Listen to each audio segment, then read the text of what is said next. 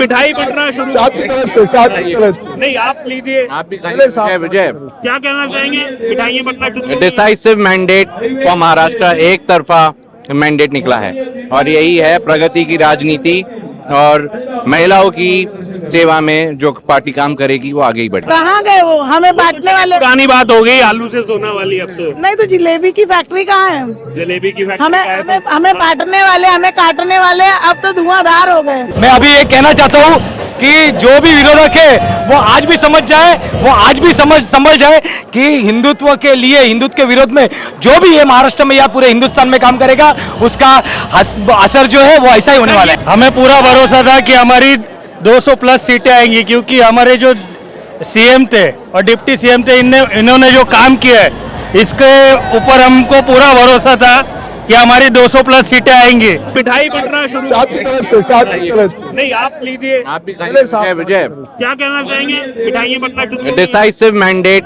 For Maharashtra, एक तरफा mandate निकला है और यही है प्रगति की राजनीति और महिलाओं की सेवा में जो पार्टी काम करेगी वो आगे ही बढ़ेगी। विपक्ष ने सवाल उठाना शुरू कर दिया कि इतने एमएलए कैसे जीत करके आ सकते हैं, इतने बड़ी परसेंटेज में 90% एमएलए जीत करके आ रहे हैं। देखो, विपक्ष की बात ना ही करें, आज डिसाइसिव मैंडेट लोगों ने दिया है।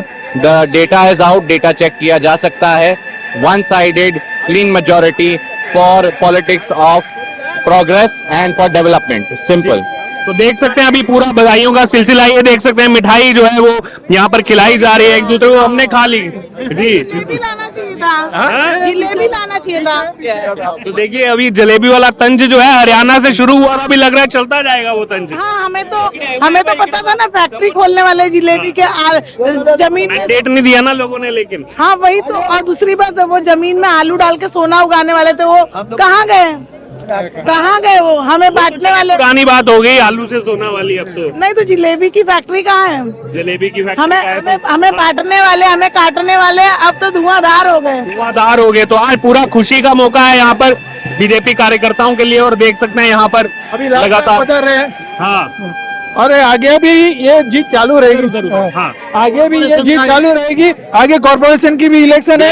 हाँ, बीएमसी में भी 100% हम ही जीतेंगे। हाँ। और ये पूरा है ना, बीजेपी और यूटी जो महायुति है पूरा ग्राउंड वर्क करके चल रही है और उनको बहुत सी क्षति मिली है बीएमसी के वर्क में। तो आगे और क्षतियों को पूरा करके नॉन करप्टेड बीएमसी करने का प्लान है।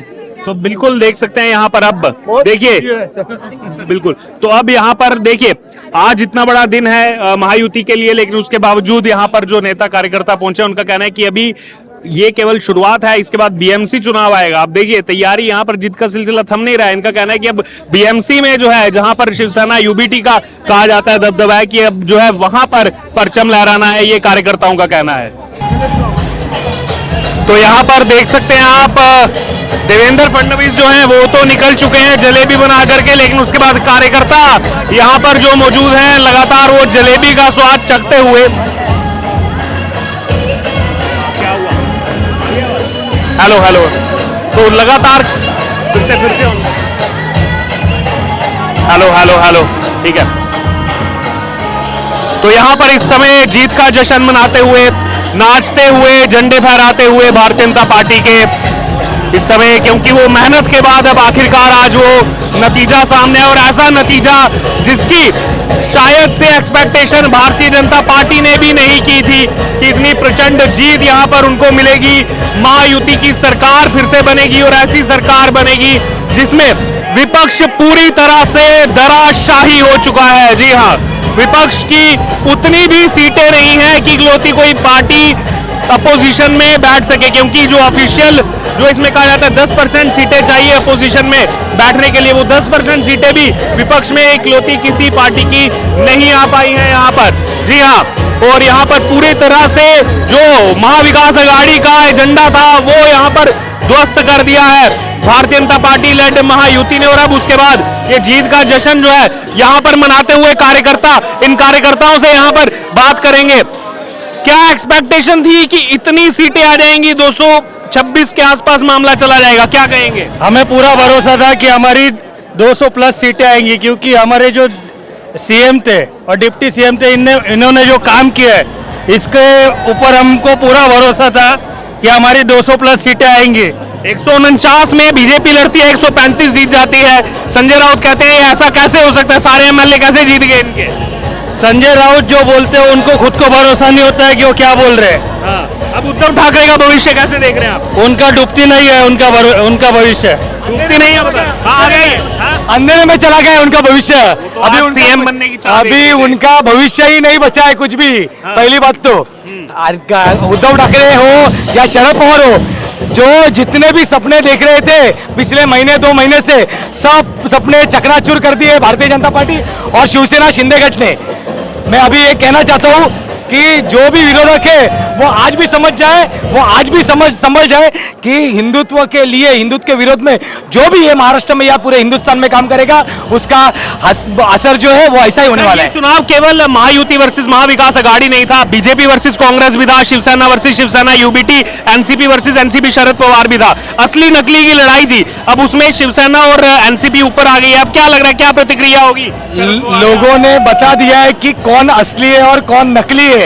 जो लोगों के दम पे उन्होंने लास्ट टाइम जो बोला था गद्दार, ये वो सब ऐसे गलत बातें फैला के, फेक नैरेटिव फैला के जो उन्होंने लोकसभा में काम किया था, वही काम आज लोगों ने विधानसभा के इलेक्शन में उनकी जगह दिखा दी है। मैं तो यही कहना चाहूंगा, ये जो लड़ाई थी वो धर्म के खिलाफ अधर्म की लड़ाई थी और धर्म ने अधर्म के पर विरोध विजय मिला। गद्दार वाली बात कही है। पिछले 1.5 महीने से मैं महाराष्ट्र के अलग अलग कोनों में घूम रहा हूँ, जहां भी मैं शिवसेना यूबीटी की रैलियों में गया या कार्यकर्ताओं से मिला, उन्होंने एक ही चीज कही कि एकनाथ शिंदे गद्दार हैं और उनको जनता इस बार 23 नवंबर को सबक सिखाने वाली है। अब आज क्या लग रहा है, आज क्या प्रतिक्रिया होने वाली है उनकी? आज लोगों ने और हमारे हिंदुस्तान के और महाराष्ट्र के जनता ने जो गद्दार है उनको सबक सिखा दिया है। मैं तो बोलूंगा वो देख ले कि कौन गद्दार है और कौन असली शिवसैनिक है।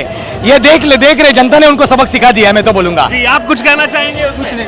अब ये जीत का जश्न कब तक मनाते रहेंगे आप? ये जब तक हमारी सरकार बनेगी, अभी 2-4 दिन में, तब तक हम पूरा जुलूस करेंगे और उसके बाद आने वाले 5 साल पूरी तरह से डेवलपमेंट और विकास की राजनीति हम लोग करेंगे। मिनिस्टर कौन हो रहा है अगला चीफ मिनिस्टर जो हमारे हाईकमांड डिसाइड करेगी वो तरीके से आगे होगा।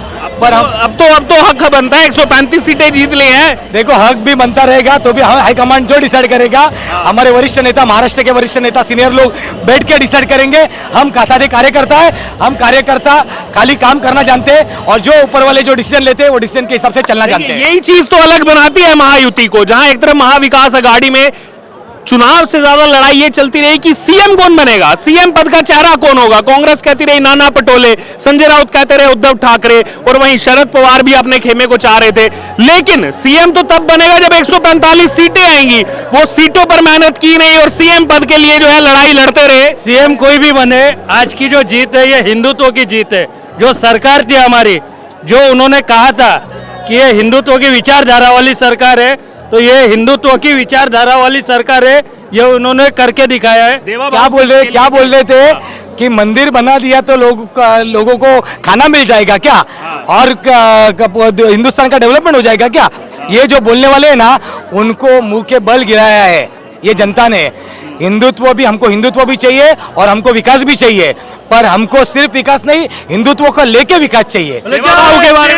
जय श्री राम। देवा भाऊ का जो चमत्कार है पूरे महाराष्ट्र में, ये सब आप दिख रहे हो। भारतीय जनता पार्टी, वो हमारे महाराष्ट्र के उप मुख्यमंत्री और पिछले सरकार में हमारे मुख्यमंत्री थे देवेंद्र जी फडणवीस साहब, उनका ही ये कमाल है। और जो भारतीय जनता पार्टी का जो भी यश है, वो यश के एक मेन जो हकदार है वो हमारे देवेंद्र भाऊ है।